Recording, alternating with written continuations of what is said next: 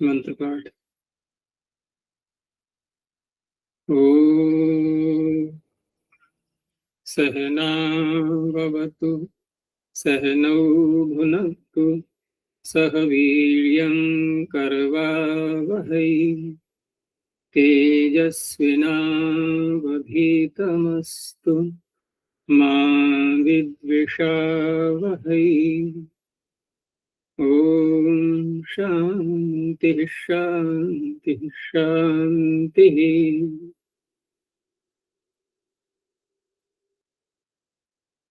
काशिका की 144वीं कक्षा।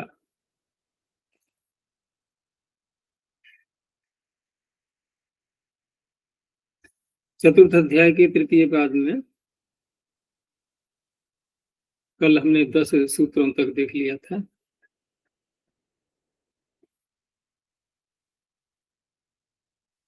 कुछ पूछना है क्या पीछे से? नहीं मुझे।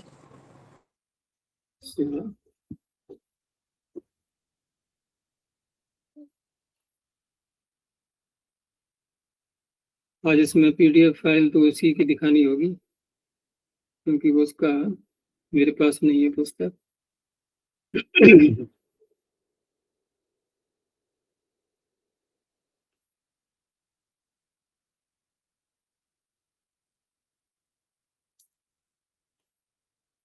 तो ये सूत्र जो पीछे हुआ था द्विपादनु समुद्र में, यहाँ तक देख लिया था हमने। आगे है कालाट्ठे। प्रसंग हमारा चल रहा है अभी शेषे सूत्र का। जब तक तत्र जाता है सूत्र नहीं आ जाएगा, उससे पहले पहले के सारे ही सूत्र आगे आने वाले सभी अर्थों में अपने अपने प्रत्ययों का विधान कर रहे हैं।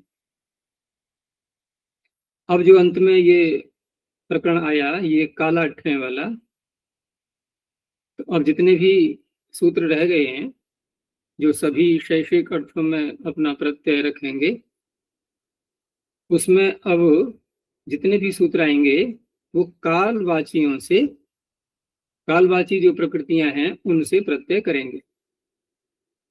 ठीक है ना? इसलिए कालात का अधिकार अब ये तत्र जाता से पूर्व पूर्व तक जाने वाला है। तो ये इसका हो गया सामान्य सूत्र कालाट्ठे, क्योंकि काल विशेषवाची जो भी प्रातिपदिक हैं उनसे ठय प्रत्यय होता है शैक्षिक अर्थों में। अब यदि ये सूत्र न हो तो क्या होगा फिर? आगे जो भी सूत्र आएंगे तत्र जातः आदि वो यथाविहित प्रत्यय करेंगे, तो कालवाचियों से अन्य कोई प्रत्यय जब नहीं किया जाएगा तो अण प्रत्यय ही होगा सर्वत्र। तो इस प्रकार से ये अण का हो गया अपवाद। ठीक है ना? तो काल विशेष वाचिनः प्रातिपदिकात् ठय प्रत्ययो भवति शैषिकः। प्रत्यय शैषिक है या अर्थ शैषिक है? क्या कहा जाएगा? प्रत्यय है शैषिक या अर्थ शैषिक? प्रत्यय है शैषिक। प्रत्यय है। क्यों? क्योंकि शेषे भवः शैषिकः। अब शेषे भवः जब बोलेंगे या शेषेषु भवः कह लो, तो वहां पर शेष शब्द हुआ अर्थ का वाचक। तो उन अर्थों में होने वाला वो कौन है? वो प्रत्यय है। तो शेष शब्द से जो प्रत्यय आया वो किस अर्थ में आया? भवर्थ। शेष अर्थ में। शेष शब्द से भी शेष अर्थ में प्रत्यय आया। ठीक है ना? वो लोकोक्ति सुनिए ना, दिया तले अंधेरा। दीपक के नीचे अंधेरा होता है ना, तो जिस शब्द को हम बोल रहे हैं उस पर ध्यान नहीं जाता, औरों पर ध्यान जाता है। स्वयं शैक्षिक शब्द भी तो शैक्षिक प्रत्यय से युक्त है। जैसे पीछे भी हमने तीसरे अध्याय में देखा था कि कृत्य संज्ञा की गई थी 6 प्रत्ययों की, है ना? तो कृत्य में कौन सा प्रत्यय था? कृत्य प्रत्यय। वहां भी कृत्य प्रत्यय ही था, कृत्य में भी कृत्य। कौन सा प्रत्यय था कृत्य में? क्या? क्या कहेंगे तो सूत्र तो रेह लोड़न्यत है। क्यप का कौन सा सूत्र माना जाएगा फिर? विभाषा क्रीवृषो, क्योंकि ऋणियत करेंगे फिर तो, अब विकल्प से है तो कार्यम भी बनता है और कृत्य भी बनता है।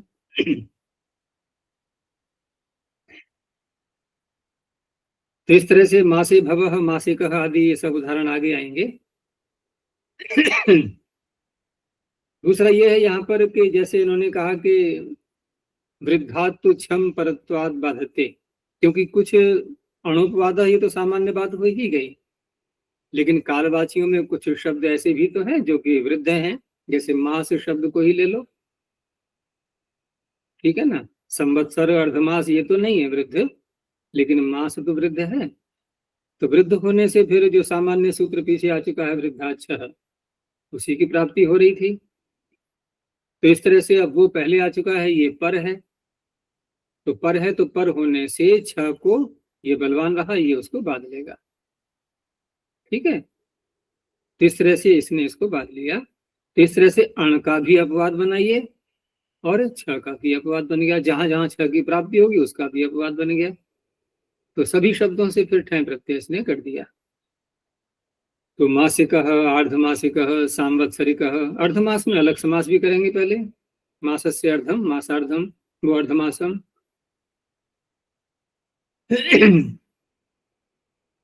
एक इसमें और बात को रखा गया कि काल शब्द कालवाचियों को लेता है, लेकिन कालवाची जब बोलेंगे तो मुख्य जो काल को कहने वाले शब्द हैं उन्हीं का तो ग्रहण होगा, जैसे मास, अर्धमास आदि, संवत्सर, ये सब मुख्य कालवाची शब्द हैं ही। तो जब ये मुख्य कालवाची शब्द हैं तो इन्हीं में ही ये प्रत्यय कर पाता। लेकिन कुछ ऐसे भी शब्द होते हैं जो गौणी वृत्ति से अपना काल को कहने लगते हैं। मुख्य तो अगर प्रयोग देखें उनका तो काल के अर्थ में नहीं आएगा, लेकिन गौण अर्थ में काल को कहने लगते हैं वो भी। तो उन शब्दों को भी यहाँ पर ले लिया गया है। यथा कथनचित गुण वृत्तिया भी काले वर्तमान, जिस किसी भी प्रकार से वो गौणी वृत्ति उनमें कैसे आई, वो उसका विधान, उसकी प्रक्रिया तो कुछ भी हो सकती है। जिस किसी भी प्रकार से अगर गुण वृत्ति में आ रहे हैं, वो गौणी वृत्ति से हैं और काल में वर्तमान है, तो उनसे भी ये सूत्र प्रत्यय कर देता है। जैसे उदाहरण दिया,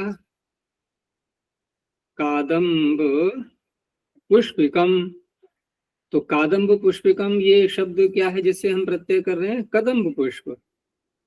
तो कदम्ब पुष्प ये कालवाचक कैसे बना? तो देखो, कदम्ब पुष्प तो फूल का वाचक है, लेकिन कदम्ब का पुष्प कौन से समय में होता है? तो जिस समय में होता है, जिस काल में पुष्प खिलता है वो कदम्ब का, उस काल को भी कदम्ब पुष्प शब्द से बोल दिया गया। इसे कहते हैं गौणी वृत्ति, क्योंकि मुख्य वृत्ति तो इसकी कौन सी है? कदम्ब का पुष्प। ये मुख्य वृत्ति हो गई इसकी, और गौणी वृत्ति हो गई कदम्ब के पुष्प के खिलने का समय। अब कदम्ब पुष्प यहाँ पर काल को कहने लगा, तो कदम्ब पुष्पे भवः, कदम्ब फूल के खिलने के समय में होने वाला। अब वो वस्तु कही जाएगी कादम्ब पुष्पिकम। ऐसे ही व्रीहि का पलाल कब होता है? व्रीहि माने धान, और पलाल शब्द धान को निकाल करके जो कुछ भी शेष बचता है उसे कहा जाता है पलाल। तो व्रीहि के पलाल का समय जो भी होता है, अब ये उस काल को भी कहने लगा। तो व्रीहि पलाले भवः व्रीहि पलालिकम। इस तरह से अधिकार कहां तक जाएगा वो भी स्पष्ट कर दिया कि तत्र जाता है इति प्राक, इससे पहले पहले तक। अतः यहां से कालाधिकार, काल का अधिकार चलेगा।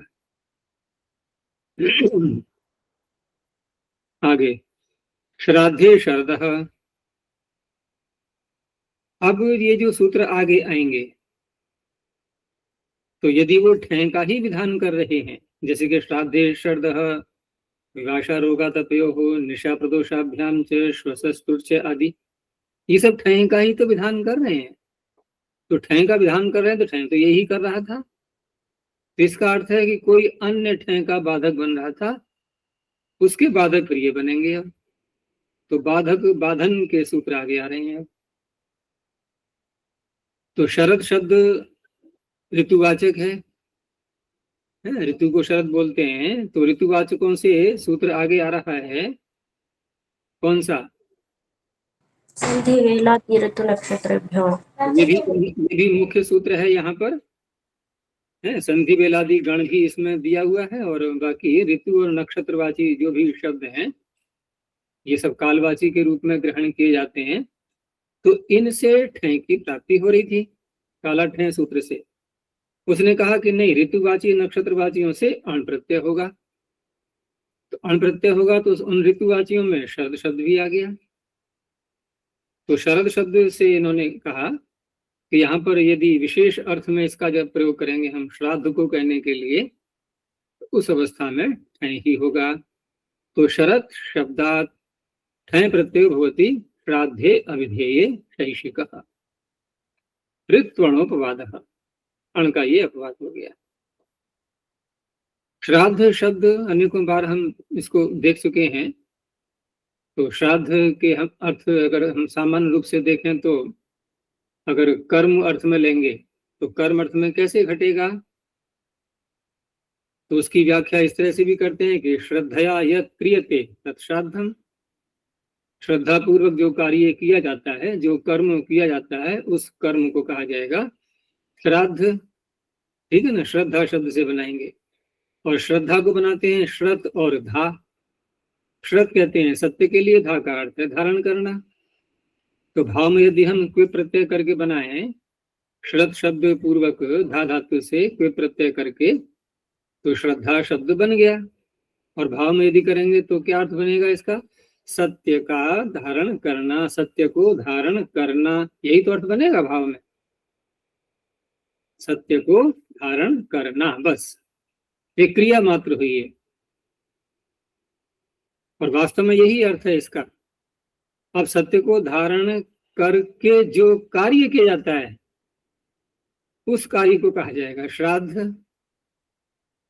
और कहां से कहां इसका प्रयोग होने लगा, ठीक है ना, विभिन्न संप्रदायों में अब इसका अर्थ विभिन्न प्रकार से ही ले लिया गया, लेकिन वास्तव में इसका अर्थ यही है कि श्रद्धा यानी कि सत्य को धारण करके, सत्य का पर विश्वास रखते हुए, सत्य का आचरण करते हुए जो भी कार्य किया जा रहा है वो श्राद्ध ही कहलाएगा। अब ऐसे यदि कहीं बोल दो कि हम श्राद्ध कर रहे हैं, तो क्या अच्छा बताइए किसकी मृत्यु हुई थी आपके परिवार में, क्या हुआ था? वहीं ध्यान पहुंचेगा, और ये इस पर ध्यान नहीं जाएगा कि हाँ कोई कार्य कर रहा है व्यक्ति, सत्य से युक्त होकर के कर रहा है। तो इस तरह से यहाँ कर्म अर्थ में इन्होंने लिया। अच्छा, दूसरा इसका अर्थ एक अन्य भी हो सकता है, पुरुष। अब पुरुष अर्थ कैसे करेंगे? तो पुरुष अर्थ करने के लिए हम श्रद्धा शब्द से, श्रद्धा तो हो गया सत्य को धारण करना, और सत्य को धारण करना जिसके अंदर है, जिस पुरुष के अंदर है, ये जो बात है, ये भाव में अर्थ किया ना हमने कि सत्य को धारण करना, ये क्रिया जिसके अंदर है। तो श्रद्धा विद्यते अस्मिन्। और एक सूत्र बहुत प्रसिद्ध है, प्रज्ञा श्रद्धा चाभ्योणः। यद्यपि वहां प्रज्ञा श्रद्धा चाभ्योणः, इसमें और शब्द भी ले लिए जाते हैं, लेकिन ऋण प्रत्यय करके जब बनाएंगे तो श्रद्धा शब्द से वहां पर श्राद्ध बन जाएगा। तो उस अवस्था में क्या हो जाएगा कि श्रद्धा वाला पुरुष, श्रद्धा से युक्त पुरुष। तो यहाँ कहा कि सूत्र में क्या ऐसा अर्थ ले सकते हैं, तो क्या बन तो जाएगा, श्राद्ध शब्द पुरुष को कहता तो है, लेकिन यहाँ ये अर्थ घटित नहीं होगा। उसमें हेतु दे दिया है अनभिधानात्, ऐसा कोई प्रयोग मिलता नहीं। तो न श्रद्धावान पुरुषः, यानी श्राद्धे इति च कर्म गृह्यते न श्रद्धावान पुरुषः अनभिधानात्। तो इस तरह से शरद शब्द से यहाँ पर, यानी कि शारदिक हम बनाए पुरुष को कहने के लिए, ये संभव नहीं है, ऐसा कोई प्रयोग उपलब्ध नहीं होता। तो शरद ऋतु में किया जाने वाला श्रद्धा पूर्वक कोई कर्म, उसे कहा जाएगा शारदिकम श्राद्धम। अब श्राद्ध को नहीं कहा जा रहा है तो उस अवस्था में तो संधि वेलादि सूत्र से अण प्रत्यय हो जाएगा, तब बनेगा शारदम शारदम अन्य। तो ये तो रहा श्राद्ध को कहने के लिए। आगे दो अर्थ और लिए इन्होंने, लेकिन वहां विकल्प रखा गया है। तो विभाषा रोगातपयोः। अब इसका तात्पर्य क्या हो जाएगा कि रोग और आतप, आतप कहते हैं धूप, सूर्य की जो धूप होती है आतप। आचार्य घाम कुछ कहते हैं ना, घर्म। घर्म शब्द घृ क्षरण दीप्त्यो हो, तो दीप्ति है ना, उसमें चमक होती है। घृ क्षरण दीप्त्यो हो, घृत भी बनता है ना उससे, घृत, तो घृत भी दीप्तिमान बना देता है। और ज्वर में खा लो तो क्षरण भी कर देगा, हानि पहुंचाता है ज्वर में घृत, बहुत अधिक हानि पहुंचाता है। ज्वर में यदि कोई घी खाए तो बहुत अधिक हानि होगी। इस तरह से घृ शब्द से घर्म शब्द भी बनता है, और घर्म का ही अपभ्रष्ट होकर के हिंदी में उसका बहुत बहुत वह प्रयोग मिलेगा अनेकों प्रदेशों में। घाम, घाम शब्द बहुत प्रसिद्ध है ये, विशेष करके जो ग्रामीण क्षेत्र होते हैं तो वहां धूप शब्द तो बहुत कम सुनने को मिलेगा। घाम, घाम निकल आई है, तो घर्म का ही घाम बन गया है। तो वही आतप शब्द है यहाँ पर। तो रोग और आतप, इन अर्थों में भी, इनके शरद में होने वाले रोग और शरद में होने वाली धूप, इसको कहने के लिए हम ठय प्रत्यय भी कर सकते हैं, और दूसरे पक्ष में फिर संधि वेलादि से अण प्रत्यय भी कर सकते हैं। तो विभाषा रोगा तपयो शरदः इत्येव, प्रकृति वही रखनी है। रोगे आतपे च अभिधेये शरद शब्दात् ठय प्रत्यय वा भवति शैशिकः ऋत्वणोपवादः। तो शारदिको रोगः शारदिक आतपः, दूसरे पक्ष में शारदो रोगः शारद आतपः। अब दो अर्थ ये नहीं लेने हैं हमें। अन्य दधी को कहा गया है, शरद ऋतु में होने वाला दही। अब देखो शैक्षिक अर्थों में सबसे अधिक प्रयोग में आने वाला कौन सा अर्थ हम देखते चले आ रहे हैं अब तक? भवार्थ ही चल रहा है प्राय करके देखा जाए तो, वो अधिक घटता है। यद्यपि एक और भी है तस्येदम, ये भी बहुत घटता है, लेकिन यहाँ कालवाचियों में भवार्थ अधिक घटेगा, क्योंकि काल है समय। अब समय में कोई वस्तु होगी, समय की कोई वस्तु नहीं होती है, समय की वस्तु नहीं होती, समय में होती है। तो तस्येदम कैसे घटाएंगे कि ये दही शरद ऋतु का है, तो शरद से बनता है दही, दही तो दूध से बनता है, इसलिए भवार्थ यहाँ काल में यही अर्थ संगत हो पाता है। तो रोगा तप्योरिति किम शारदम दधी, यहाँ केवल अण प्रत्यय हो गया।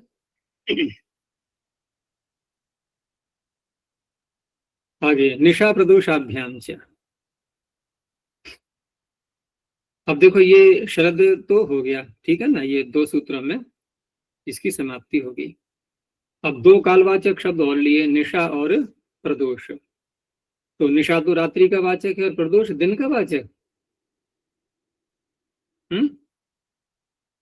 निशा पूरी रात्रि की, प्रदोष घनघोर रात्रि, मध्य रात्रि। रात्रि का मध्य ले सकते हैं, घनघोर वहीं कहलाएगी। तो ये दोनों ही रात्रि को ही कहने वाले हैं। तो निशा और प्रदोष, इन दोनों शब्दों से, क्योंकि पीछे विभाषा कहा गया था तो उसको यहाँ भी ले लिया गया है, तो इन दोनों से भी विकल्प से होगा। अब विकल्प से होगा तो दूसरे पक्ष में ये ऋत्व, ये संधि वेलादि ऋतु नक्षत्र भ्योण के अंतर्गत ले सकते हैं इसको, निशा और प्रदोष को।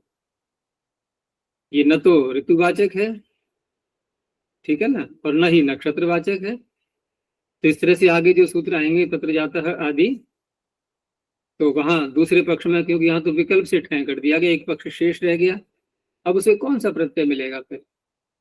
तो तत्र जातः आदि सूत्रों में अण प्रत्यय ही तो जाता है मुख्य रूप से, तो अण प्रत्यय हो जाएगा। लेकिन वो प्राग दिव्यत्वण वाला जो अण है ना, वो कहलाएगा, संधि विलादि वाला अण नहीं, वो जाएगा वहां पर।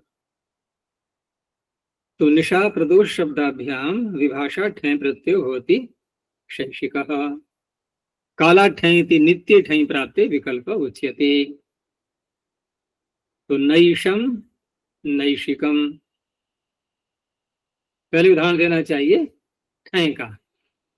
ये क्रम जो है ना, क्रम थोड़ा भिन्न ज्यादा उचित रहेगा, क्योंकि सूत्र जो प्रत्यय कर रहा है वो उदाहरण पहले और विकल्प का जो दूसरा पक्ष है वो उदाहरण बाद में, यही क्रम रहता है। तो नैशिकम नैशम प्रादोषिकम प्रादोषम, ऐसे होना चाहिए।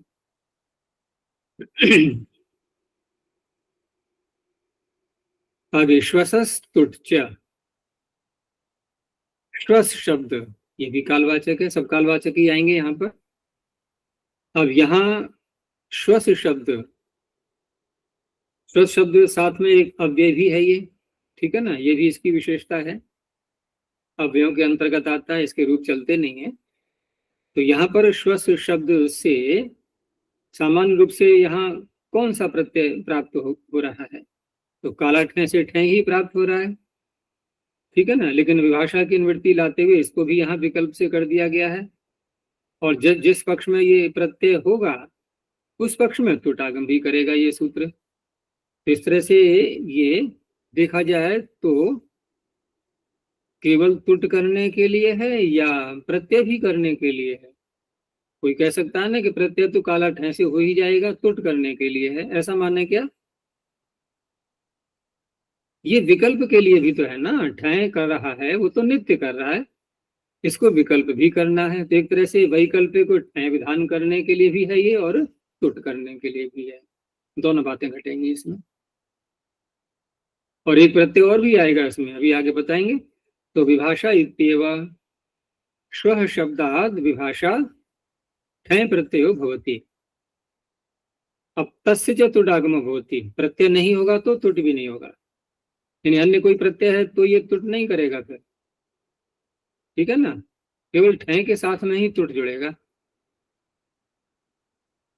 अब कहा आगे कि त्यप प्रत्ययोपि अतो विहितः, पीछे हम देख चुके हैं अव्ययात्यप सूत्र आया था, ठीक है ना, अव्ययों से त्यप का विधान किया गया था, मुख्य तो सूत्र वही था अव्ययों के लिए, लेकिन वहां पर वो गिना दिए गए थे, फिर मुख्य होने पर भी वहां गिना दिए गए थे कि सीमा में उसको बांध दिया गया था कि कौन कौन से शब्दों से ये प्रत्यय कर सकता है, उसमें श्वस शब्द को भी ले लिया गया था।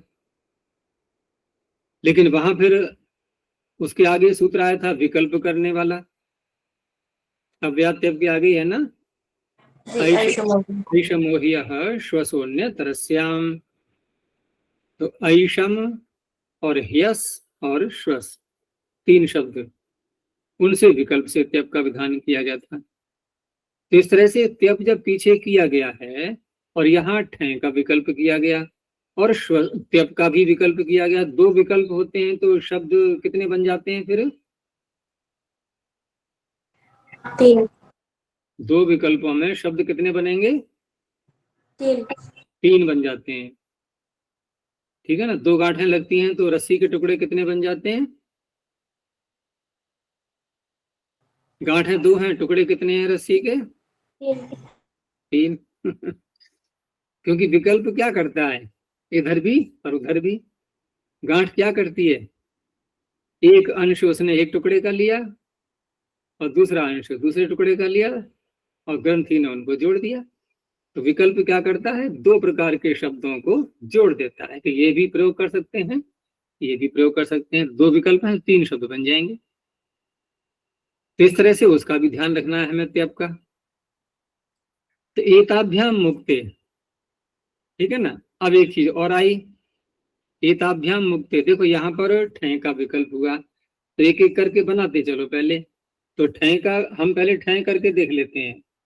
तो ठै करके शब्द बना, श्वस शब्द से ठै किया और ठ को हो गया इक आदेश, ठीक है ना, और इधर तुटागम कर दिया उसी को, तो तिक बन गया वो। तो श्वस और तिक।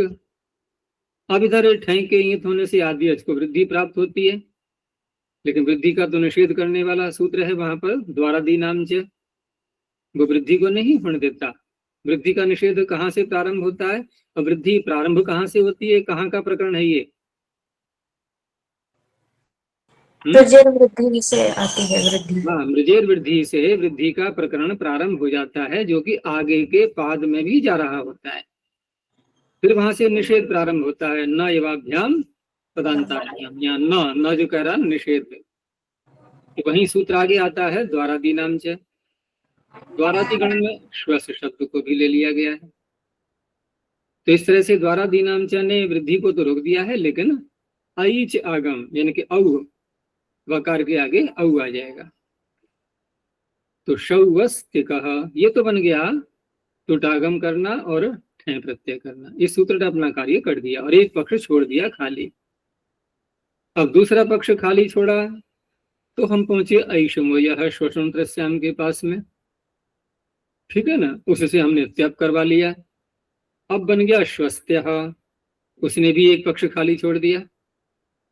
जब उसने खाली छोड़ दिया तो अब क्या करें, क्या काला ठय को लगाएं? वो तो लगा ही लिया हमने, वो तो लगा ही लिया प्रारंभ में।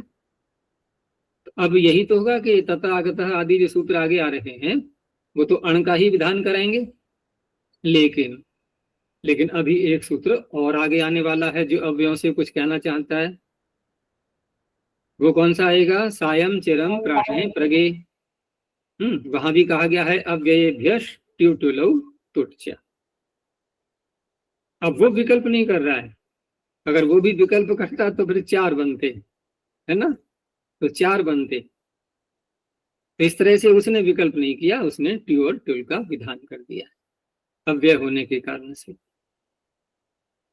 अब एक विचार करने की बात है कि ये श्वसस तुट्च सूत्र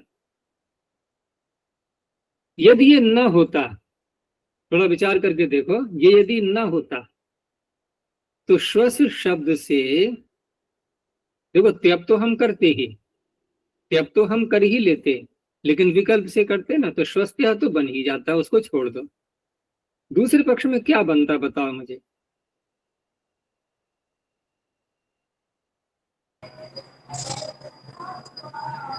दूसरे पक्ष में टी और ट्युल ही तो होते, क्योंकि अव्यय है ये अव्यय है ना। कोई कहेगा नहीं अव्यय है तो कालवाची भी तो है ये, तो कालवाची है लेकिन कालाठय सूत्र पहले है या सायं चिरम पहले है?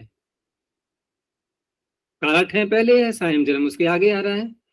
तो सायं चिरम आगे आ रहा है तो अपवाद नहीं बन जाएगा कालाठय का? वो तो ठय की तो प्राप्ति ही नहीं थी। तो इस तरह से ये सूत्र श्वसस्तुट्च ये वास्तव में ठय का भी विधान कर रहा है साथ में, केवल ठय को विकल्प करने के लिए ही नहीं है, ये ठय का विधान भी कर रहा है। क्योंकि ये सूत्र यदि नहीं बनाएंगे तो ट्यू और ट्युल ही प्राप्त होने हैं, ठय को रोक देंगे वो। इस प्रकार से ये 3 शब्द बन जाएंगे, तो श्वस्तनः यही बन जाएगा। अब अण वाला इसमें कोई उदाहरण नहीं है, प्राग्दिवितुण वाला, क्योंकि वो तो ट्यू और ट्युल ने ही खंडन कर दिया उसका, उसने रोक दिया। आगे संधि वेलाद्य ऋतु नक्षत्रेभ्यो,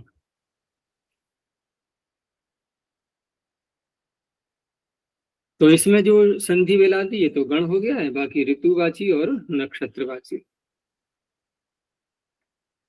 अच्छा, नक्षत्रवाची शब्द कालवाची कैसे बन जाते हैं?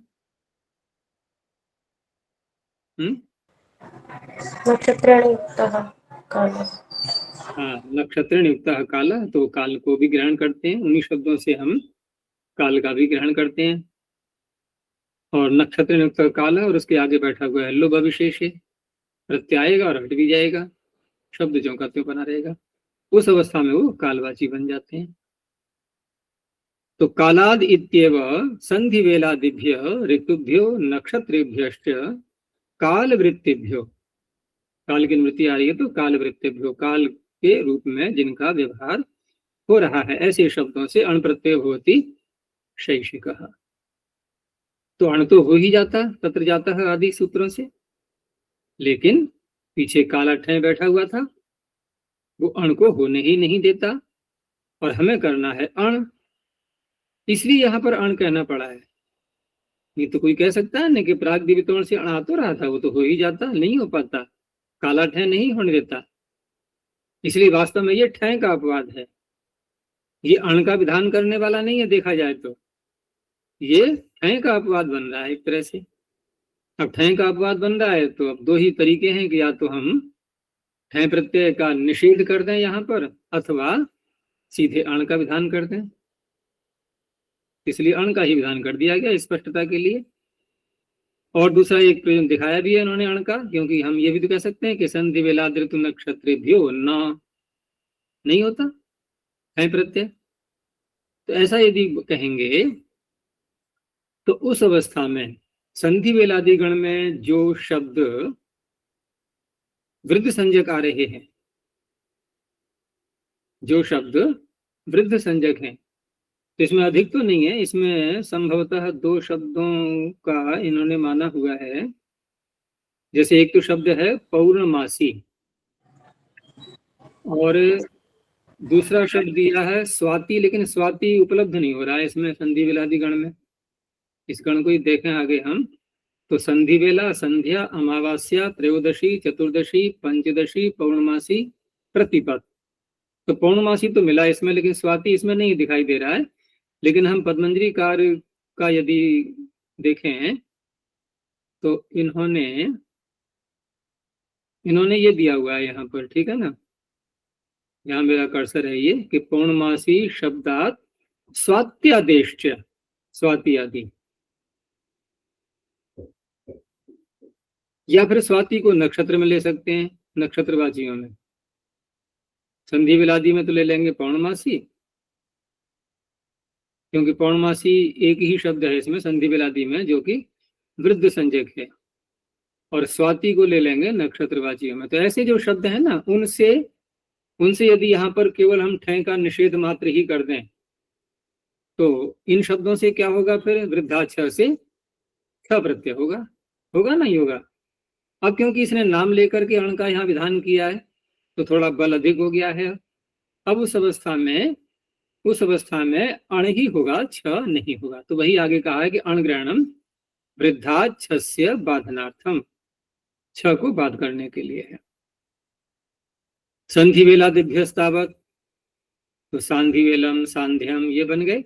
ऋतुभ्य ग्रीष्मम, शैशिरम, इसी का अपवाद था पीछे श्राद्धे, श्रद्धा आदि जो है। और नक्षत्रवाचियों से तैषम, पौषम, तो तिष्य और पुष्य नक्षत्र तो इस प्रकार के हैं, ये है काल में लेकर के नक्षत्र काल से वो तिष्य पुष्य ही रहे। अब वहां पर भवार्थ में जब ये अण प्रत्यय करेंगे तो यस्य तीच लगाने के बाद यकार तो रहा इनमें, तो उस यकार का दोनों में से हटाने के लिए एक वार्तिक आता है ना कि तिष्य पुष्योर नक्षत्राणी, उसी में जहां पर यकार का लोप किया गया है वहीं पर यह वार्तिक भी दिया हुआ है। तो नक्षत्रवाची जो तिष्य पुष्य है इनमें यकार का लोप भी हो जाता है, तो बचेगा केवल तैषम पौषम। इस प्रकार से बनाई गई है। एक वार्तिक दे दिया है अंत में कि संवत्सरात फल पर्वणो, एक शब्द और जोड़ दिया इसमें संवत्सर। तो संवत्सर किस में लेंगे हम, इसमें तो आ नहीं रहा है, या तो संधि विलादी गण में इसको स्वीकार कर लिया जाए, है ना, क्योंकि ऋतुवाची भी नहीं है ये और नक्षत्रवाची भी नहीं है। इस तरह से इसको बढ़ा करके यहाँ लेना है। तो संवत्सर शब्द से भी ऐसे ही करेंगे ये अण प्रत्यय, और अर्थ रहेगा उसका फल अथवा पर्व। तो संवत्सर में होने वाला फलम सांवत्सरम फलम, और पर्व में सांवत्सरम पर्व। पर्व नपुंसकलिंग का शब्द है, पर्वन उसका है ये पर्व। ये सांवत्सरम फलम, ये ऋण क्यों लिखा है, तूने भेजा था इसका फोटो? जी कभी लिखा है, मुझे स्मरण नहीं आ रहा है क्यों लिखा है। ऋण शब्द आपने ही कही होंगी। अच्छा चलो आगे है प्रावृष ईर्ण्य। अब ये इसका अपवाद बन जाएगा। ऋतुवाचियों में प्रावृत शब्द भी तो आ गया, तो इससे तो अण की प्राप्ति हो रही थी इस सूत्र से। तो कहा प्रावृष शब्दात ईर्ण्य प्रत्यय भवति शैशिकः।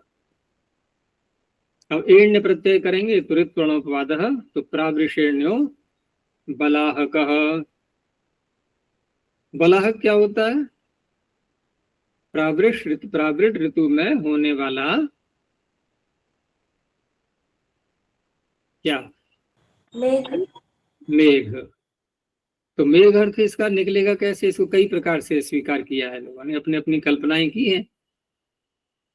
यदि हम इसको ऐसे लेते हैं कि एक बला का एक पक्षी होता है, और चातक सुना ही होगा। चातक को कहा जाता है ना कि वो वैसे पानी नहीं पीता भूमि पर आकर के या कहीं तालाब में, इस तरह से नहीं पीता पानी। वो कब पीता है? जब बूंदें ऊपर से आ रही होती हैं, उन बूंदों को ही कैच करता है ना, मुंह खोल करके ऊपर को मुंह खोल लेगा, और जब बूंदें आ रही होती हैं, वर्षा होती है, उसके मुख में गिरती हैं, उसी से अपनी प्यास बुझाता है। एक कवि ने उसका चित्रण भी तो किया है ना कि रे रे चातक सावधान मनसा मित्र क्षणम श्रूयताम, कि हे प्रिय मित्र, थोड़ी देर के लिए मेरी बात सुनो सावधान होकर के, आप बहुत बेचैन रहते हो हर समय। सावधान मनसा मित्र क्षणम श्रूयताम, थोड़ी देर सुनो मेरी बात के लिए। कि अम्भोदा बहवो ही संति गगने, सर्वे भी नहीं तादृशा। गगन में बहुत सारे आपको अम्भोदा मिल जाएंगे, बादल मिल जाएंगे, लेकिन जैसी आप इच्छा रखते हो कि सभी पानी देंगे आपके लिए पीने के लिए, तो सर्वे भी न एतादृशा, सारे ऐसे नहीं है जैसा आप समझ रहे हो। और आप उसकी कल्पना करते रहते हो हर समय कि बूंद गिरेगी और मैं पीऊंगा, मेरी प्यास बुझेगी, और मुख खोले रहोगे, और बादल पानी गिरा नहीं रहा है, तो मुख का खोलना जो परिश्रम है व्यर्थ ही तो गया। तो उसको दया आ रही है कवि को, उसको देख करके उसको समझा रहा है कि हर समय मुख मत खोलो, पता कर लो पहले कौन से बादल से पानी गिरेगा, कौन से नहीं गिरेगा। अम्भोदा बहवो ही संति गगने सर्वपि नैतादृशाः केचिद् वृष्टिभिरार्द्रयन्ति वसुधाम गर्जन्ति केचिद् वृथा। कुछ तो वसुधा को अपनी वर्षा से गीला कर देते हैं, और कुछ यूं ही गरजते रहते हैं, गर्जन्ति केचिद् वृथा। तो आपको क्या करना चाहिए कि यम यम पश्यसि तस्य तस्य पुरतो मां ब्रूहि दीनम वचः। जिस जिसको आप देख रहे हो उसके सामने इस तरह से अपनी दीन वाणी मत कहो। दीन वाणी कौन सी है उसकी? वही जो कूकने की ध्वनि है, वही उसकी दीन वाणी है, वो पानी मांगता है। बड़ा सुंदर चित्रण किया है। तो इस तरह से ऐसे ही एक बला का, अब या तो उसी को कहा जाए बला का, ठीक है ना, वो भी वर्षा का ही पानी पीने वाला पक्षी।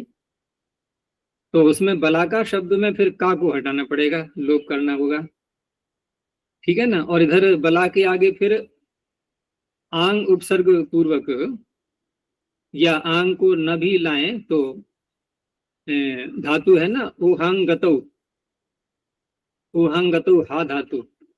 तो हा धातु गति अर्थ में आ रही है, और गति का अर्थ ज्ञान गमन और प्राप्ति, प्राप्ति भी तो होता है ना। तो बलाकया, बलाकया हीयते अर्थात प्राप्यते, ठीक है ना, जो प्राप्त किया जाता है क्या? जल, वो बादल हो गया बस वही, तो उसे कहा जाएगा बलाहकः। तो ये तो थोड़ा क्लिष्ट व्युत्पत्ति है। सरल व्युत्पत्ति देखें तो बड़ा सरल है कि बल शब्द को ले लो, केवल बला का नहीं, बल, और बल जल का वाचक होता ही है, ठीक है ना, बल जल का वाचक होता है। तो बल जिसके द्वारा प्राप्त हो रहा है, धातु वही रखेंगे हम, और आंग उपसर्ग लगा देंगे। तो बल जिसके द्वारा प्राप्त होता है वो बादल हो गया बलाहकः। तो प्रावृषेण्यो बलाहकः, वर्षा ऋतु में, प्रावृत ऋतु में होने वाला बलाहक। आ गया वर्षा शब्द को ही ले लिया, प्रावृत वर्षा ऋतु को कह गए, और वर्षा शब्द भी वर्षा ऋतु का ही वाचक है, ठीक है ना, दोनों एक ही अर्थ को कहने वाले हैं। तो वर्षाभ्यष्टक, अब वर्षाभ्य स्वयं बहुवचन में प्रयोग किया है पाणिनि ने सूत्र में, तो इसे ये भी संकेत दे रहे हैं, इससे यही पता लग जाता है कि वर्षा शब्द का प्रयोग नित्य बहुवचनांत ही होता है। तो वैसा ही उसमें दिया हुआ है लिंगानुशासन में, जो नित्य बहुवचनांत स्त्रीलिंग वाले शब्द हैं, जैसे आपः, अप शब्द का भी तो ऐसा ही प्रयोग होता है। जैसे दारा, नहीं दारा तो पुल्लिंग का होता है, तो वर्षाभ्यष्टक, वर्षा शब्दात ठक प्रत्यय भवति शैशिकः। तो ठक तो कर ही रहा था वो सूत्र कालाठ है, लेकिन दुर्भाग्य से ये ऋत्वण जो है, ऋतु शब्दों से अण जो कहा गया था उसने उसको रोक दिया था। तो इस तरह से यहाँ ये ऋतुवर्ण को इसने रोक दिया है और करके ठक को दोबारा प्राप्त करा दिया। तो ऋत्वणोपवादः। तो वार्षिकम वासः, वार्षिकम अनुलेपनम। तो वार्षिकम वासः ये सही लग रहा है शब्द वाक्य, वार्षिकम वासः।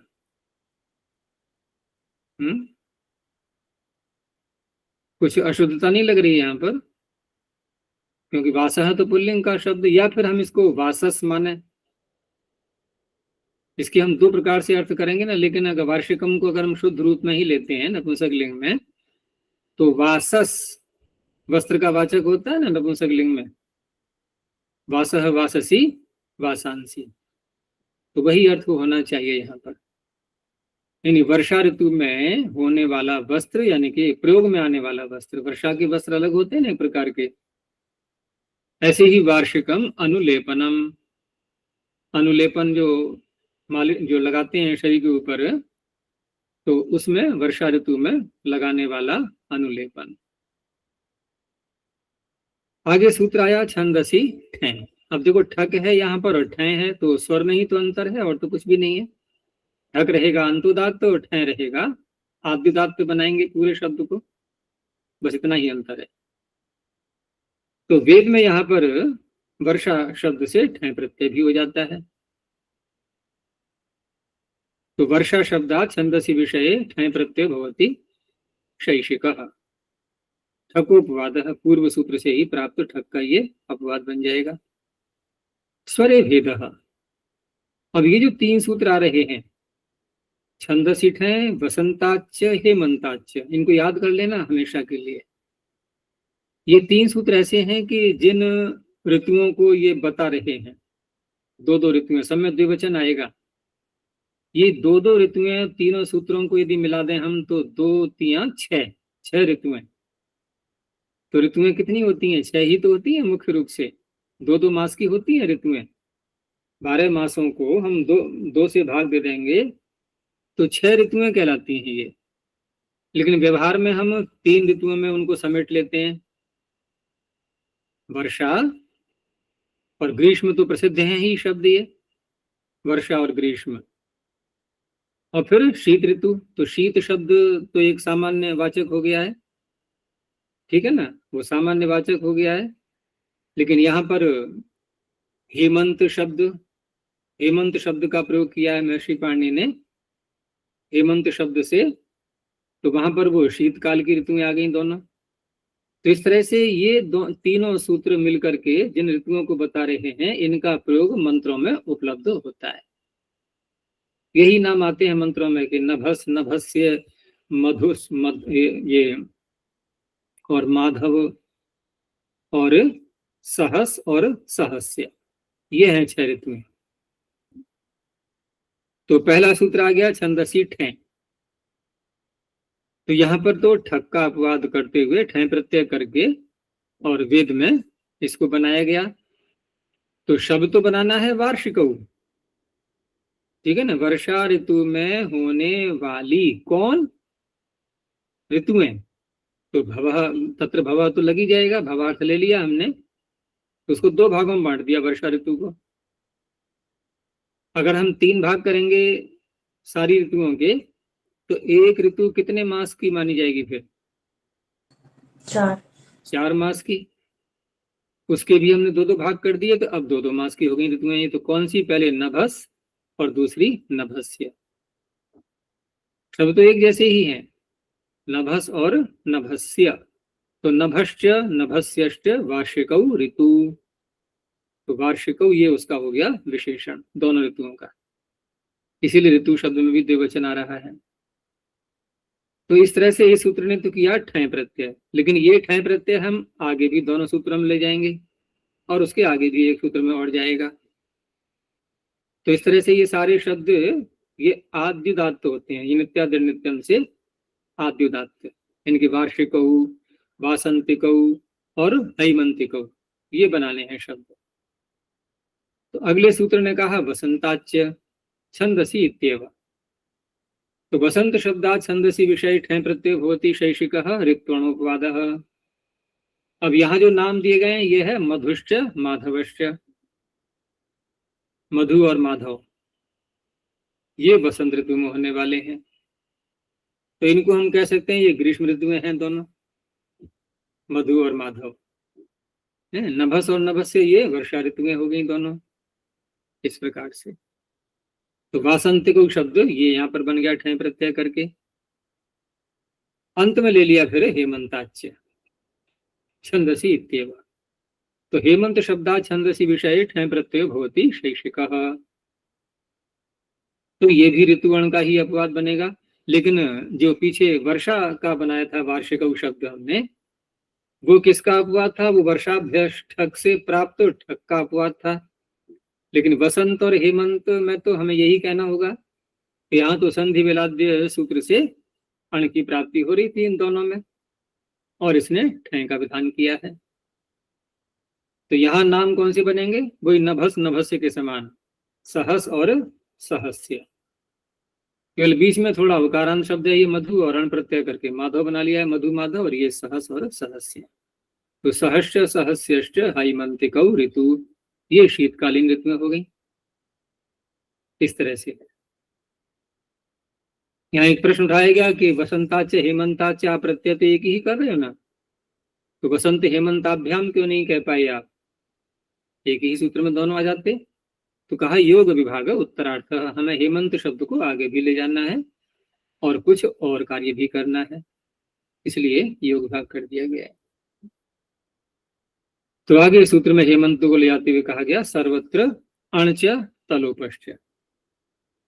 अब सर्वत्र कह करके ये क्या कहना चाह रहे हैं कि पीछे हमने जो छंदसी की बात कही थी, छंद में होता है, तो यहाँ इस सूत्र के द्वारा जो कार्य हो रहा है उसको आप छंद में भी ले सकते हो और लोक में भी ले सकते हो। तो हेमंत शब्दाद अण प्रत्यय भवति। अब साथ में ये कार्य क्या और क्या कर रहा है कि छंद में और लोक में दोनों में क्या कार्य कर रहा है? क्योंकि पीछे तो हमने वसंत हेमंत शब्द से ठय प्रत्यय कर लिया था, और यहाँ भी हम हेमंत की वृत्ति ला रहे हैं, तो स्पष्ट है कि ठय तो नहीं करना है, कुछ और ही करना है। तो सूत्र में कह दिया गया अण। तो इस तरह से यहाँ इसने किया अण प्रत्यय, और अण प्रत्यय करने के साथ साथ तलोपश्च तकार का लोप भी किया है। ठीक है ना, तकार का लोप भी कर दिया गया। तो हेमंत में पहले यस्यति से लगा लेंगे। अब जो तकार अंत में आया उस तकार का लोप कर दिया गया, तो रह गया केवल हेमन, और अण का अ आदि अच को वृद्धि करके हैमन शब्द बनेगा। तो हैमनम वासः, हैमनम अनुलेपनम। अब यहाँ पर कोई ऐसा कह सकता है कि जैसे हेमंत शब्द से हमने अण प्रत्यय जब किया तो उस अवस्था में इसके हम तलोपश्च के दो प्रकार से अर्थ कर सकते हैं कि पूरे त का लोप तकार अकार मिला करके, और एक स्थिति है कि केवल तकार का लोप। ठीक है ना। तो यदि यहाँ पर हम पूरे त का लोप कर लें, ठीक है ना, पूरा समुदाय जो है तकार अकार मिला करके, तो उस अवस्था में फिर क्या बचा? अंत में त को हटा करके रह गया हेमन, और हेमन के आगे फिर अण है, तो भसंज्ञा तो होनी ही है यहाँ पर। भले हमने यस्यति से नहीं लगाया है, लेकिन भसंज्ञा तो होगी। अब भसंज्ञा करके यहाँ पर भसंज्ञा का दूसरा कार्य हम कर सकते हैं कि टी भाग के लोप की नस्त दिते से प्राप्ति हो रही है, क्योंकि अनंत तो हो गया ना, नकारांत हो गया ये।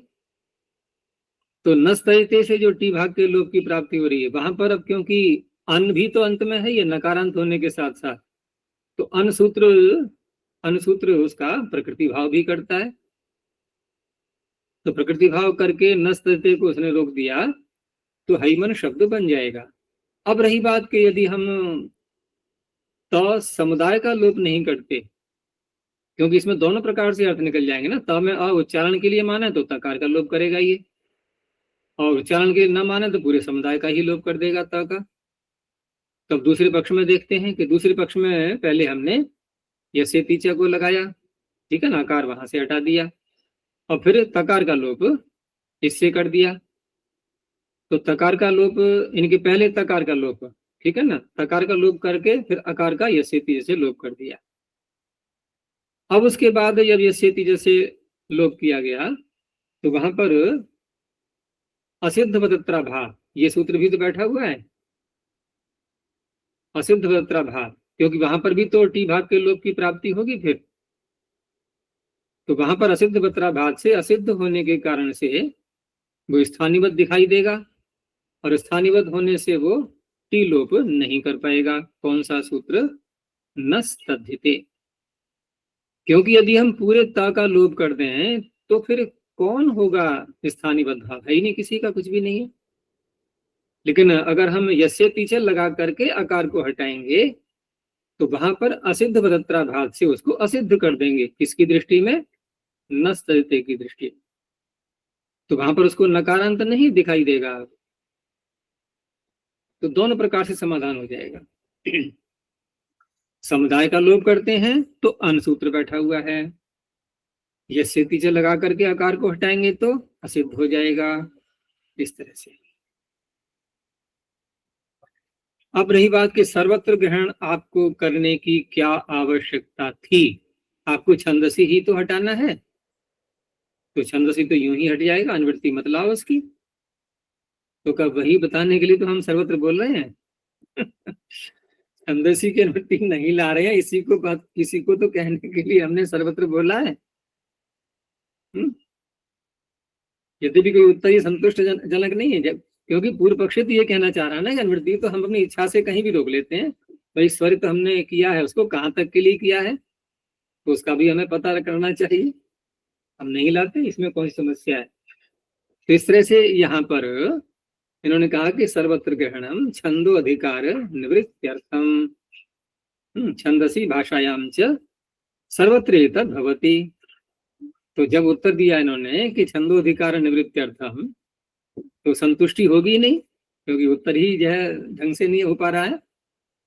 प्रश्नकर्ता का ये तात्पर्य ही नहीं था, वो तो ये कह रहा था कि बिना सर्वत्र ग्रहण किए भी तो छंद के अधिकार की निवृत्ति हो सकती है, और आप कह रहे हो छंद के अधिकार की निवृत्ति के लिए हमने सर्वत्र ग्रहण किया है। तो ये बात जो है आपकी कोई तार्किक दृष्टि से नहीं सही कही जाएगी। उसी उपाय खोला कि छंदसी भाषायाम च सर्वत्र एतद् भवति, सब जगह हो जाता है। तो फिर आगे प्रश्न उठाया गया कि ननु च छंदसी इति नानुवर्तिष्यते, इसकी अनुवृत्ति लाई ही नहीं जाएगी, आप सर्वत्र क्यों ग्रहण कर रहे हो?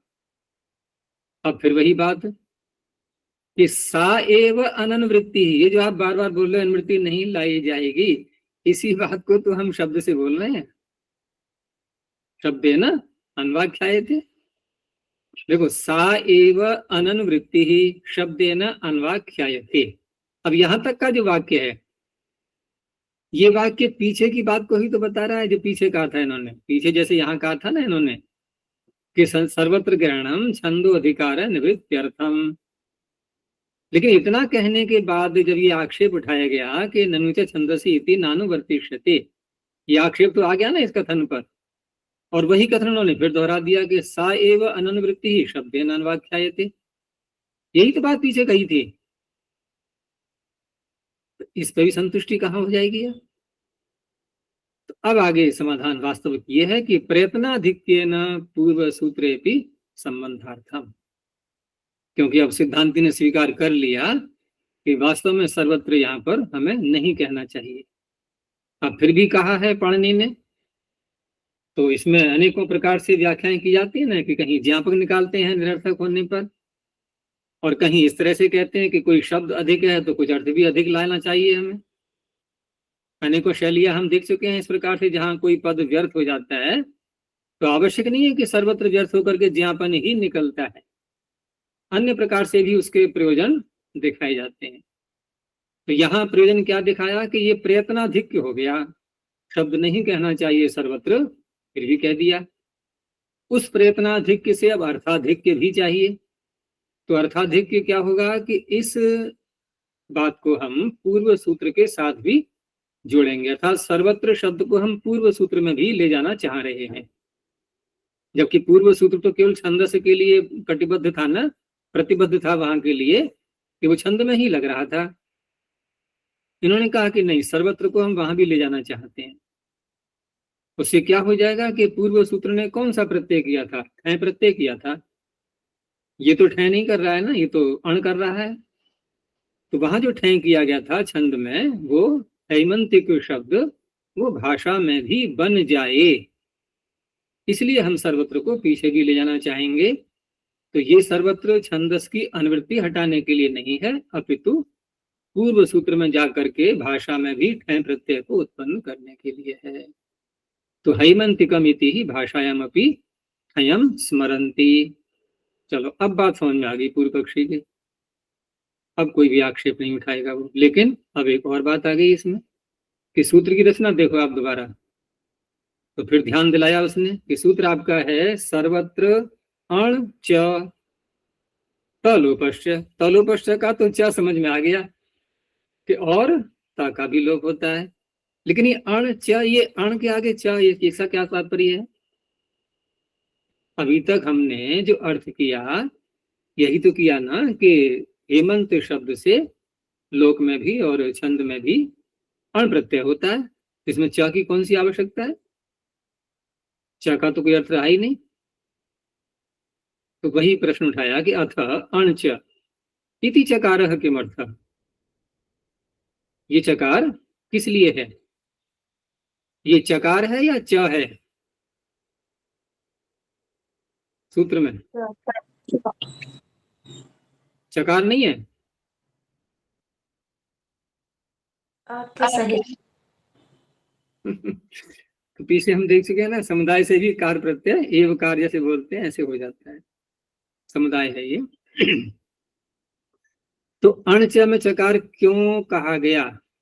तो सीधा उसका प्रयोजन ही बोल दिया है, और कोई बात नहीं बोली है कि हमने च जो लिया है ये निरर्थक नहीं है। तो क्या होगा इसका तात्पर्य कि एक तो सूत्र वाला अण, ठीक है ना, ये तो सूत्र में बोल दिया कि सर्वत्र अण, कितना अलग कर दो ये।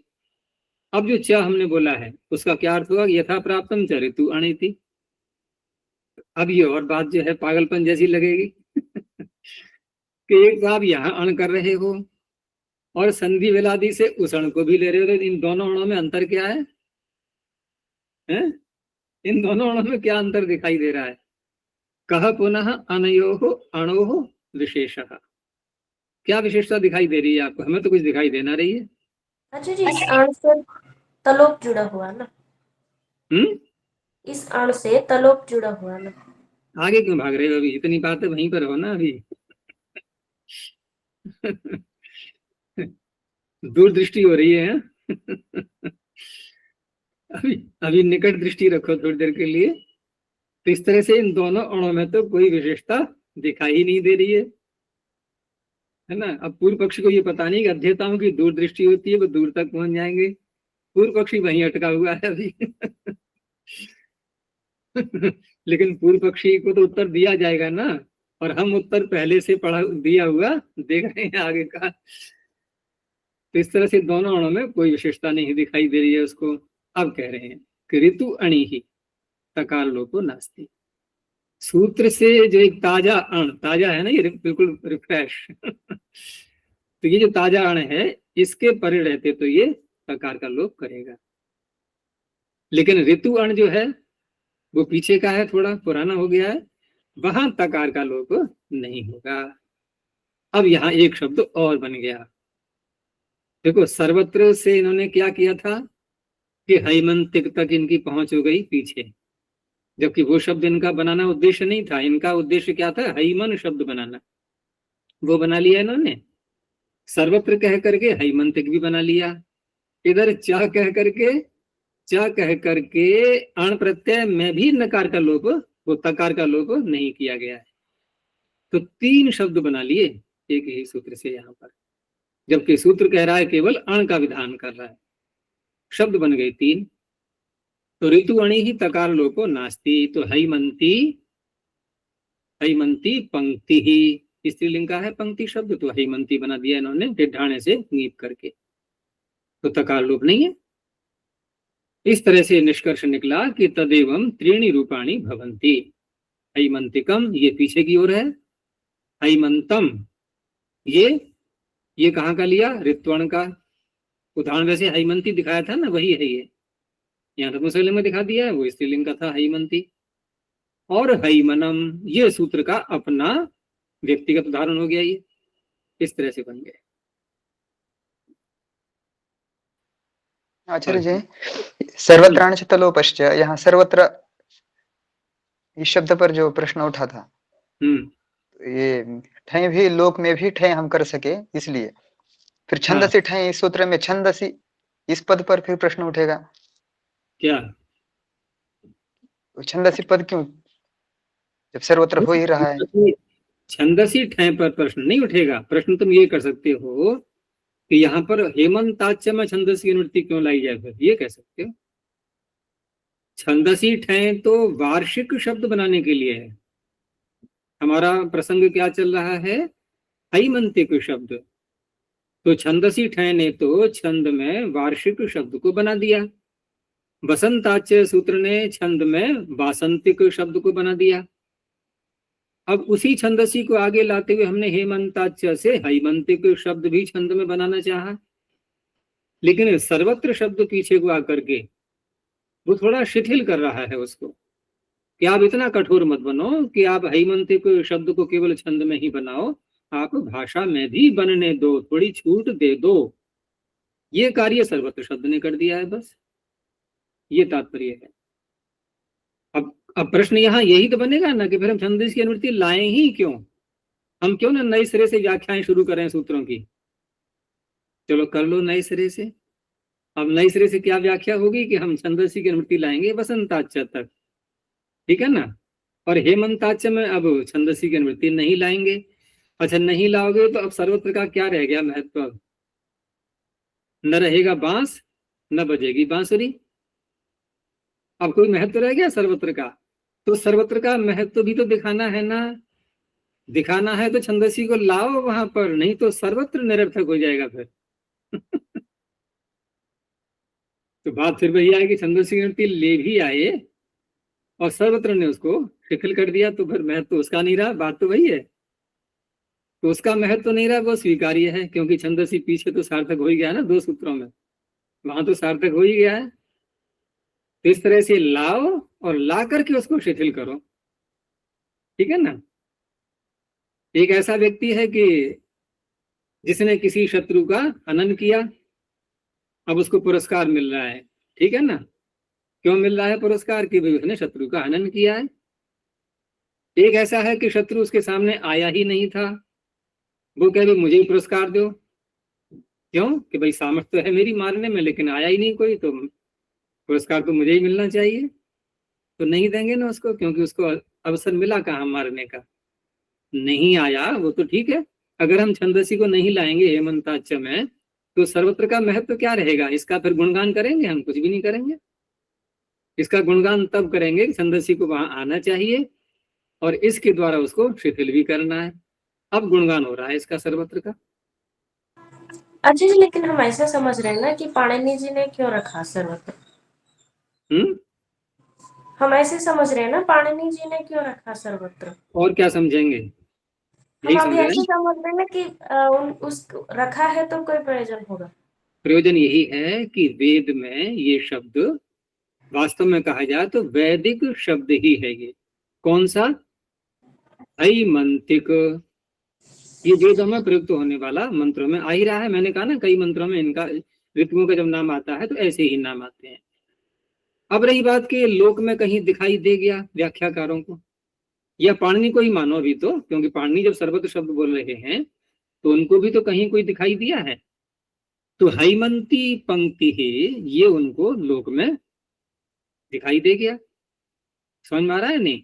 अब एक शब्द ही बनाना है मान लो हमें केवल, तो एक शब्द बनाने के लिए भी तो प्रयास तो करना ही होगा ना। फिर भी उस प्रयास के अंतर्गत हम सर्वत्र शब्द को ले सकते हैं। और वेद में तो मुख्य रूप से है ही वो। तो प्रधानता और गौणता इन बातों को भी ध्यान रखना होता है कि वास्तव में हैमंतिक शब्द प्रधान रूप से वेदों में प्रयुक्त होता है और लोक में गौण रूप से कहीं एक आध स्थल पर आ गया तो आ गया, लेकिन उसको भी सिद्ध कैसे करें, तो सर्वत्र शब्द सूत्र में डाल दिया, वही व्याख्याकारों ने कर ली है।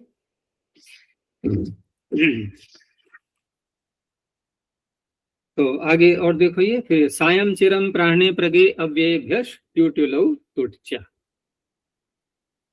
अब इसमें भी कालाप तो आ ही रहा है पीछे से, और इसमें जो शब्द दिए हैं सायं चिरम प्राणे प्रगे और साथ में फिर अव्यय भी कह दिया है, तो ये अव्यय नहीं है क्या ये चारों?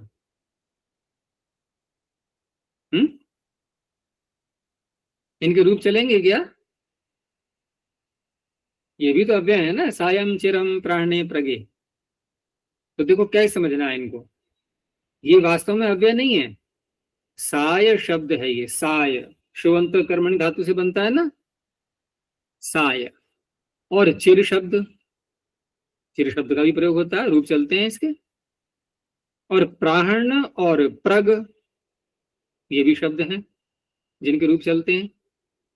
लेकिन यहां पाणिनि क्या कहना चाह रहे हैं कि इन शब्दों से जब ट्यू और ट्युल प्रत्यय किए जाएंगे शैक्षिक अर्थों में, तो उस अवस्था में इनको निपातन के रूप में मकारांत सायम, चिरम मकारांत, प्राणे प्रगे एकारांत, ये निपातन से ही यहाँ किया जा रहा है प्रत्ययों के साथ साथ, ठीक है ना। और उस अवस्था में अब ये अव्यय की भूमिका निभाएंगे ये, क्योंकि साय शब्द अलग से आता है तो उसका प्रयोग कर सकते हैं हम, रूप चलेगा उसका, लेकिन यहाँ मकारांत निपातन से किया गया है सूत्र में पढ़ करके, इसलिए इनका पाठ किया गया है अलग से, नहीं तो ये मकारांत और एकारांत कैसे बन पाते ये।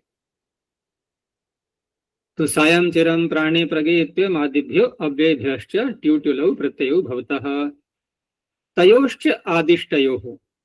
यहाँ एक चीज और भी है कि हमने इन शब्दों से उत्तर ट्यू और ट्युल प्रत्यय किए, ठीक है ना। बचेगा क्या, यू, दोनों का बचेगा यू। अब यू को कर दो तुटागम, आद्यम तुटक दो, तो क्या बन गया, त्यू बन गया कि नहीं, त्यू। अब लगाओ ये वर्ण को, लग जाएगा।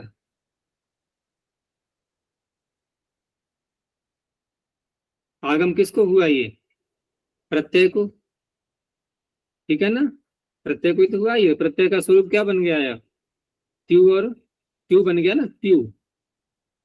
तो इस अवस्था में यहाँ पर सूत्र में कहा, ये अर्थ में कहा गया कि आदिष्टयो हो, पहले उनको यू को अनादेश कर लो, ठीक है ना, क्योंकि युवर नाकव सूत्र आ रहा है अंगस्य के अधिकार में, और अंगस्य के अधिकार में आ रहा है, तो वहां पर जो सूत्र अंगस्य के अधिकार में आते हैं वो कहलाते हैं बहिरंग, क्योंकि अंग संज्ञा करना कोई सरल तो है नहीं, अंग संज्ञा करने के लिए प्रत्यय भी चाहिए पहले, अस्मात् प्रत्यय विधिस्दादि, तो अनेकों कार्य जहां हो जाते हैं वो विधियां कहलाती हैं बहिरंग विधियां।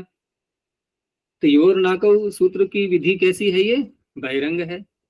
इधर ये तुटागम जो कर रहे हैं हम प्रत्यय को, इसको और कुछ चाहिए ही नहीं, प्रत्यय सूत्र ने ही कर दिया है, आगम भी सूत्र ही कर रहा है, इसको कुछ और चाहिए क्या, किसी की अपेक्षा और है क्या, ये क्यों करेगा प्रतीक्षा, ये तो यू प्रत्यय दिखाई दे रहा है, मैं उसके साथ में तकार को जोड़ देगा तो त्यू हो जाएगा वास्तव में ये, क्योंकि प्रत्यय के संयोग से हम कर रहे हैं, तो ये हो गया अंतरंग।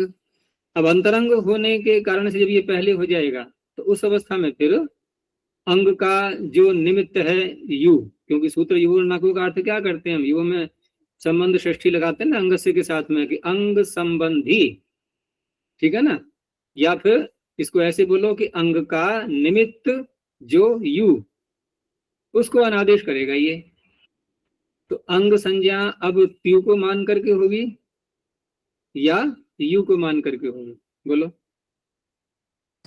यू को मान करके अंग संज्ञा, हाँ, यानी कि त्यू बनेगा अंग का निमित्त, जब त्यू अंग का निमित्त बनेगा और वहां कहा है यू और वो, यू और नाकऊ में, तो वो अनादेश नहीं कर पाएगा।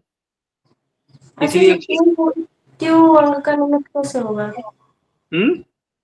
त्यू अंग का निमित्त कैसे होगा, ये प्रत्यय के संयोग से ही तुट जुड़ गया उसमें, हम जब सायं शब्द की अंग संज्ञा करेंगे तो अंग संज्ञा कब करते हैं?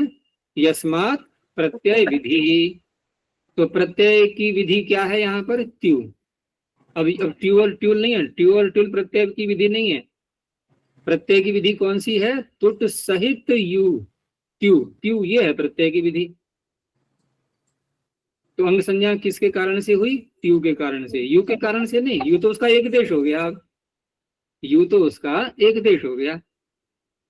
और वहां जो सूत्र है युवर नाको, वो ये कहता है कि यू और वु ये जब अंग के निमित्त बनेंगे, अर्थात अंग के निमित्त जो यू उसको अनादेश करेगा ये।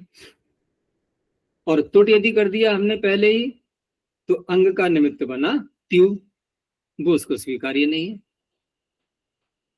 इसलिए फिर व्याख्या में स्पष्ट करना पड़ा कि यहाँ आदिष्ट अर्थात अनादेश कर लेंगे, बहिरंग होने पर भी उसको पहले कर लेंगे और उसके बाद वो अंग का निमित्त बन जाएगा। यानी कि अंग का निमित्त पहले हमने यू कर लिया है और यू के कारण से हमने अंग संज्ञा कर ली, तुडागम नहीं किया अभी तुडागम नहीं किया। ट्यू और ट्यूल प्रत्यय कर लिए, फिर अंग संज्ञा कर ली, अंग संज्ञा करके अंग के अधिकार में युगल नाको के पास पहुंच गए, उससे अनादेश करवा लिया, अब तुटागम को जोड़ देंगे, तब ये शब्द बन पाएंगे। इसलिए आदिष्ट शब्द जो है ना, ये उसी के लिए कहा गया है तयोश्च आदिष्टयो, तयो कयो ट्यू और ट्यूल। ये कैसे होने चाहिए? आदिष्ट।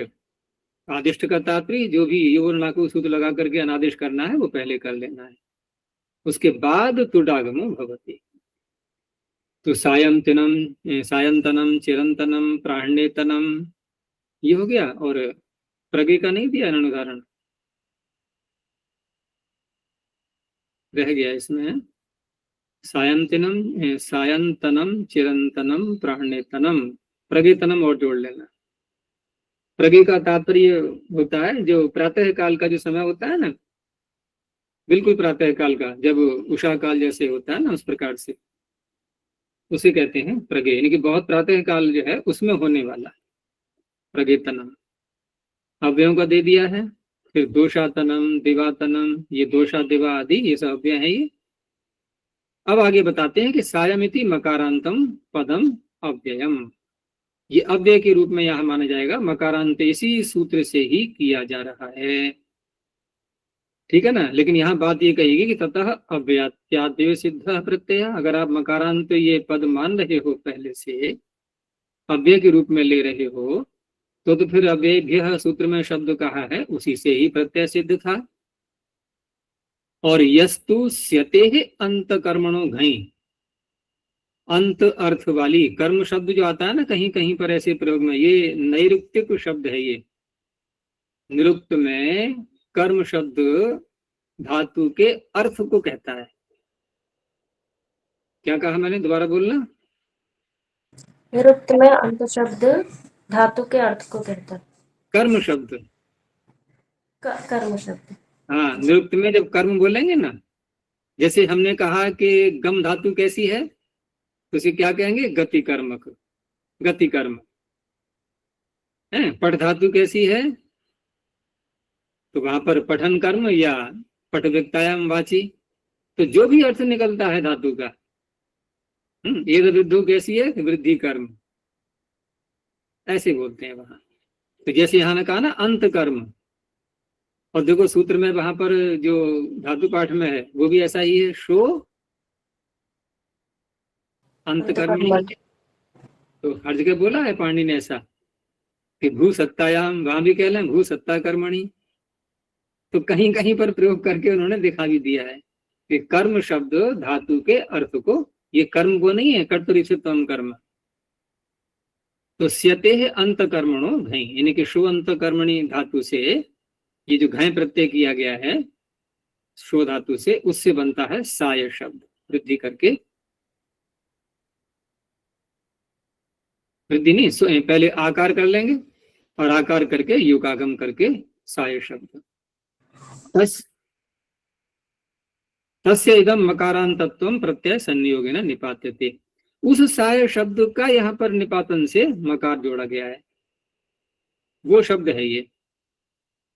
और वो जो साय शब्द है जो कि घय प्रत्यांत है, तो उसका भी अर्थ कर रहे हैं कि दिवसावसानम सायः, अर्थ वही है, अर्थ में कोई अंतर नहीं है, दिवस का अवसान, ठीक है ना। वो भी साय शब्द बन रहा है, भले ही अंत कर्म, किसी भी कर्म का अंत हम वहां घटा लें ऐसा नहीं, वो भी विशेष अर्थ में ही है। तो वहां पर दिवसावसानम सायः, दिवस के अवसान को जो साय कहा गया है, इसका प्रयोग भी उपलब्ध होता है अनेकों शब्दों में साहित्य में।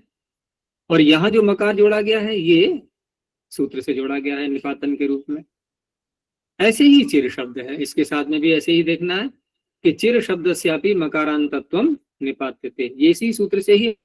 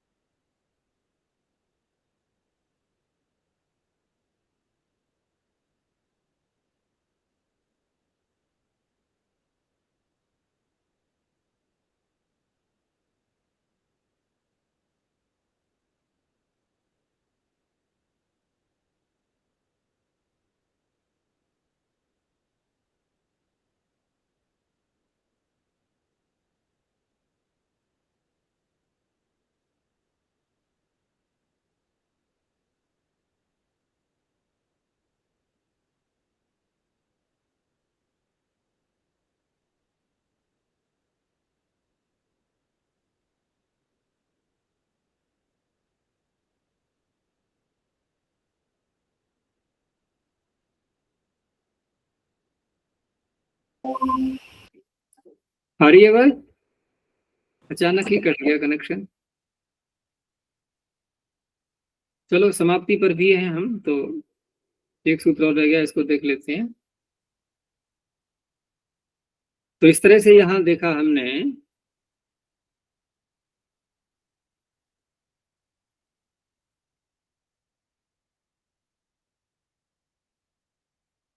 तो ये शब्द बन गए यहाँ पर प्राणे प्रगे, ये भी एकारांत निपातन से हो गया। आगे इन्होंने 3 शब्द और जोड़े हैं ये, और प्रत्यय भी दूसरा है कि चिर परुत परारी, ठीक है ना। चिर परुत परारिभ्य स्तनो वक्तव्य, इसमें तना प्रत्यय, तना तो परिपाटी तो वही अपनाई, तुडागम करके कहा है ना, इसलिए सूत्र के साथ में जोड़ भी दिया गया वार्तिक, ये भी तुडागम कर रहा है अगर हम ना प्रत्यय माने तो, और पूरा मान लें तो तना प्रत्यय सीधा ही बोल दिया उन्होंने।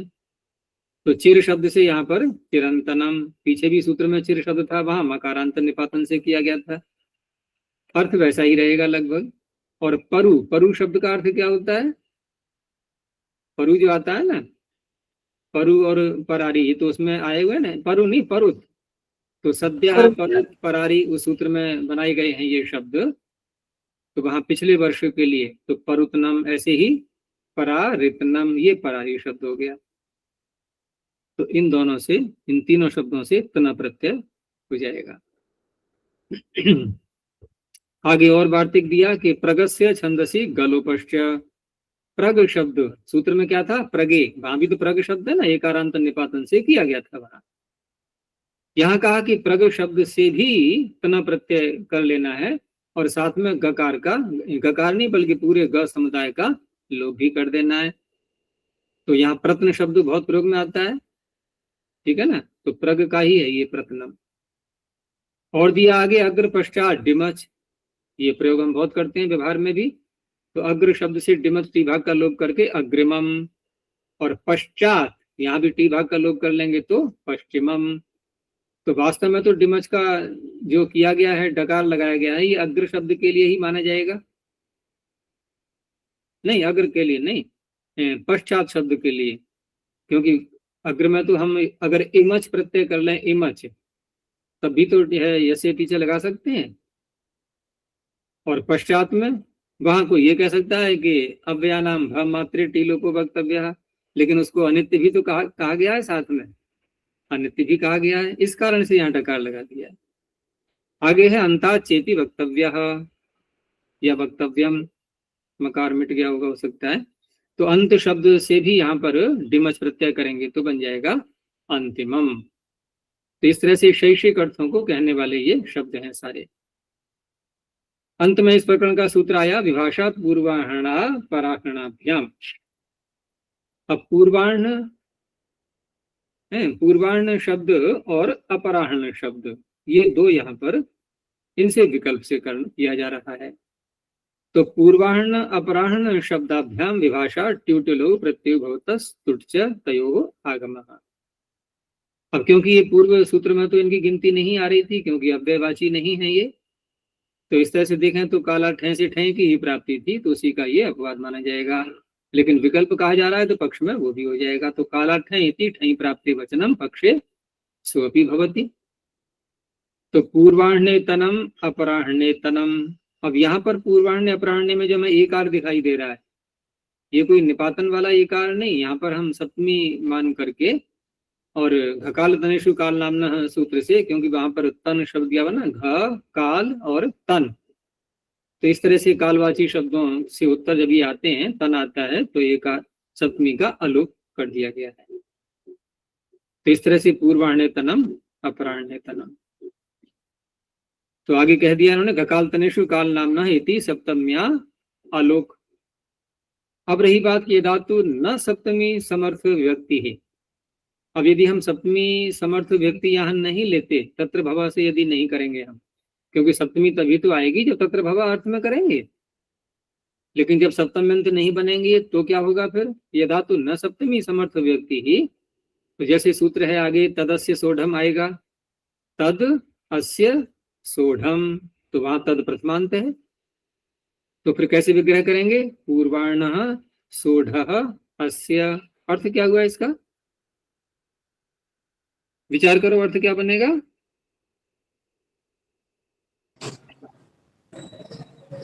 देखो सोढ़ में निष्ठा प्रत्यय है, ठीक है ना, निष्ठा प्रत्यय कर्म में कर लो।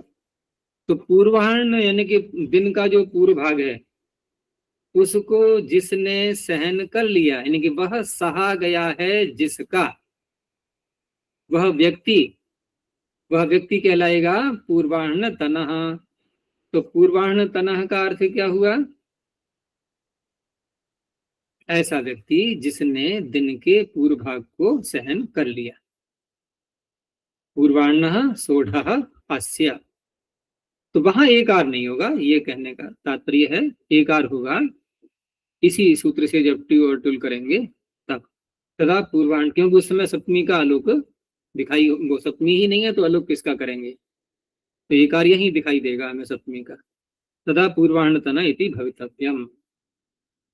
ठीक है, तो यहां तक जो शेषे का अधिकार चल रहा था उसको समाप्त करते हैं या आगे भी ले जाएं। अरे आगे के अर्थों को ही तो कहता है शेष शब्द। यहाँ तो जो सूत्र आए हैं अब तक के, ये तो सम्मिलित अर्थों को बोल रहे थे। वास्तव में तो अब शैक्षिक अर्थ प्रारंभ होने वाले हैं, अभी तो प्रारंभ हुए ही नहीं है ना, अभी तो प्रारंभ ही नहीं हुए थे, अब यहाँ से प्रारंभ होंगे। ठीक है, यहीं तक रखते हैं अभी।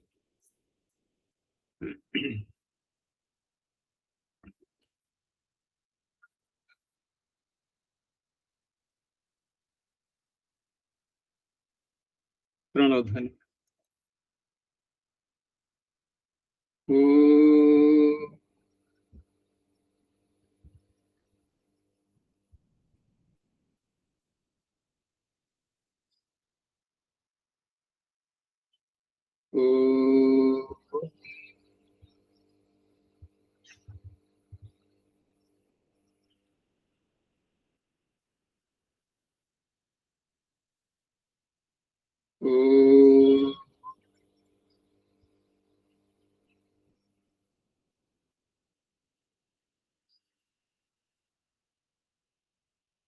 शांति शांति शांति।